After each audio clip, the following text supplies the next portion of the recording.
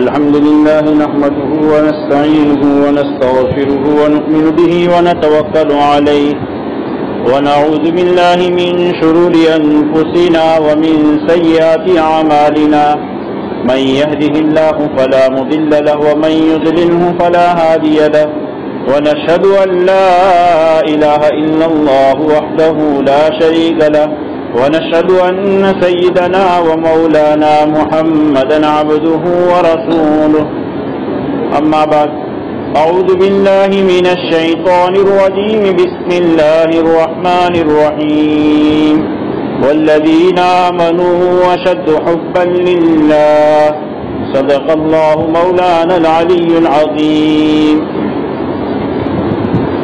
میرے عزیز اور بزرگوں، ایک حدیث شریف میں اللہ کے رسول علیہ الصلوۃ والسلام نے ارشاد فرمایا، احب اللہ لما یغدوکم من نعمہ، اللہ تبارک و تعالیٰ سے محبت کرو اس وجہ سے کہ اللہ سبحانہ و تعالیٰ تمہیں اپنی نعمتوں سے نوازتے ہیں. وَأَحِبُّونِي لِحُبِّ اللَّهِ إِيَّايَ، اور تم مجھ سے محبت کرو، یعنی اللہ کے رسول علیہ السلام سے محبت کرو اللہ کی ان سے محبت کرنے کی وجہ سے.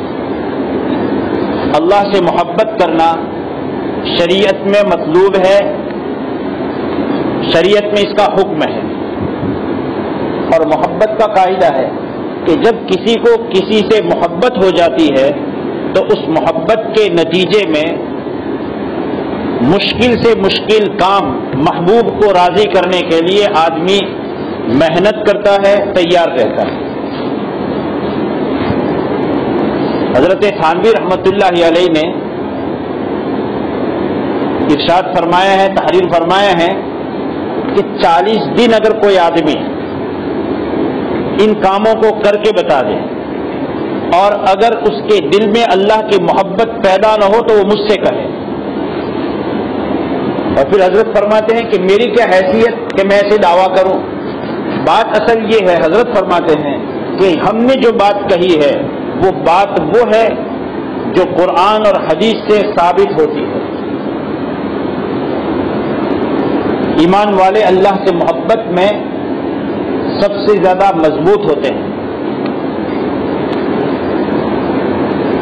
اور جتنی بھی ہماری اپنی زندگی میں اللہ کے احکام کی بجاوری کا ہم سے مطالبہ ہے، اللہ کی نافرمانی سے بچنے کا مطالبہ ہے، ان دونوں کاموں کو کرنے کے لیے چاہے وہ اللہ کے حقوق کے تعلق سے، اللہ کے حقوق سے متعلق ہو یا بندوں کے حقوق سے ہو، بندوں میں چاہے قریبی رشتہ دار ہو، بندوں میں چاہے قریبی رشتہ دار نہ ہو لیکن اڑوس پڑوس کے لوگ ہوں، یا بندوں میں چاہے مومن ہو یا بندوں میں چاہے غیر مومن ہو، ان تمام کے ساتھ جو حقوق ہیں ان حقوق کے بجا لانے کے لیے، ان حقوق کو انجام دینے کے لیے جس کا قیامت کے میدان میں سوال ہونا ہے،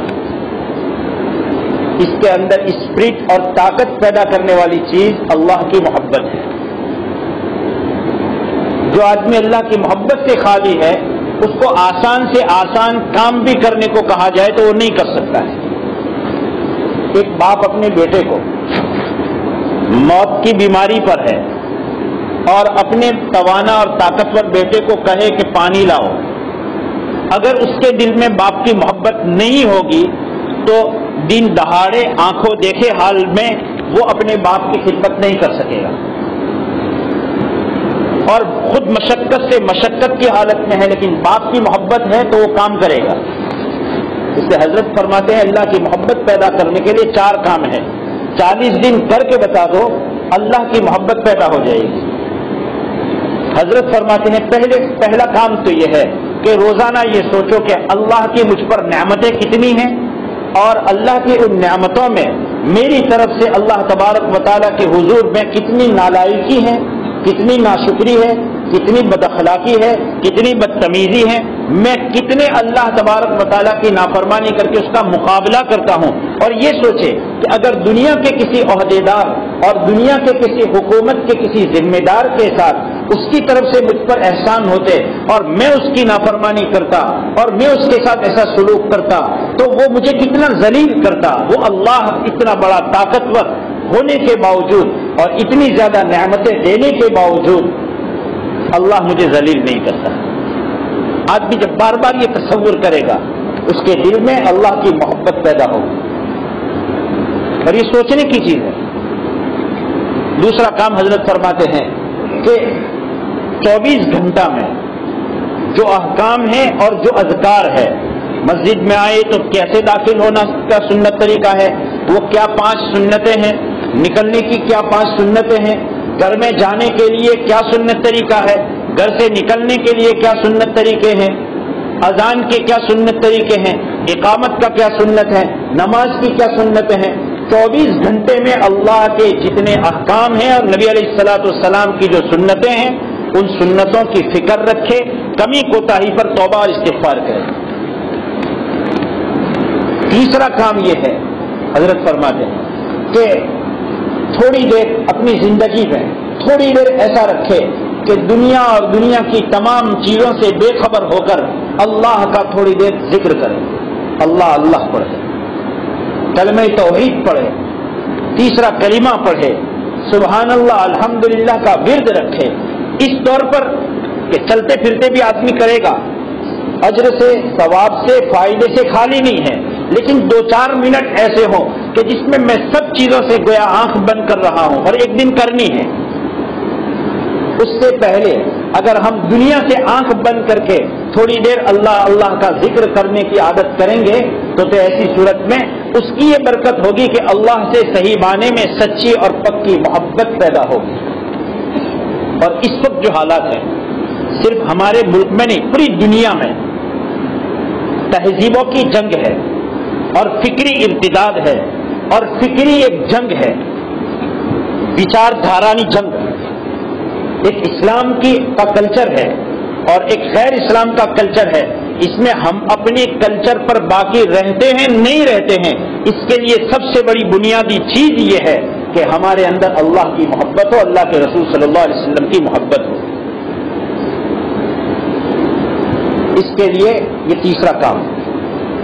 اور پھر چوتھا کام یہ ہے کہ اپنی زندگی میں اللہ والوں کے ساتھ رہنے کی عادت بنائے، کیونکہ قرآن کریم میں اللہ تبارک تعالیٰ فرماتے ہیں یا ایھا الذین آمنوا اتقوا اللہ وکونوا مع الصادقین، اے ایمان والو اللہ سے ڈرو اور صادقین کے ساتھ رہو، سچوں کے ساتھ رہو.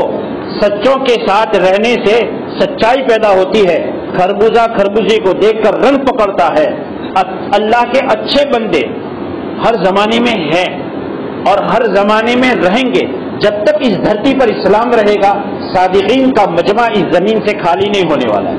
وہ میری اور آپ کی کمی اور کوتاہی ہے کہ ہم ان کو پہچان نہ سکیں، کیونکہ اللہ کا حکم ہے کہ تقوی اختیار کرو اور سچوں کے ساتھ رہو. یہ قرآن قیامت تک کے لیے ہے. اس کا مطلب یہ کہ زمین پر سچے قیامت تک رہنے والے ہیں. اس لیے حضرت تھانوی رحمۃ اللہ علیہ کا فرمان، اس کا خلاصہ پھر آخر سنا دو کہ 4 کام کرنے سے اللہ تبارک و تعالیٰ کی سچی محبت بندوں کے دلوں میں پیدا ہوتی ہے. نمبر 1، اللہ کی نعمتوں کا استحضار اور اس کے مقابلے میں ہماری طرف سے اللہ کے حقوق میں کمی اور کوتاہی، اور اس کے باوجود مخلوق کے سامنے اللہ کا تبارک و تعالیٰ ہمیں ذلیل نہیں فرماتے. اس کا روزانہ کچھ وقت نکال کر استحضار. دوسرا کام حضرت فرماتے ہیں کہ جتنے اعمال ہیں اور جتنے اذکار ہیں صبح شام کے مخصوص اوقات کے ان تمام کا اہتمام. تیسرا کام یہ ہے کہ ہم کچھ وقت نکال کر کے اس طور پر اللہ کا ذکر کریں کہ ہم ہو اور ہمارا تعلق اللہ سے ہو، دنیا اور دنیا کی ساری چیزوں سے ہم بے پرواہ ہو جائیں.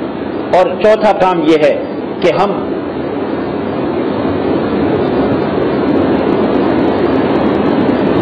یہ خیال رکھیں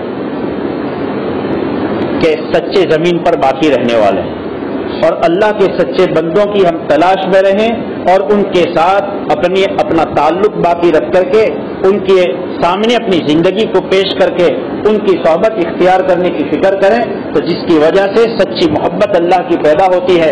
اللہ تبارک و تعالی ہمیں اپنی سچی اور پکی محبت عطا فرمائے.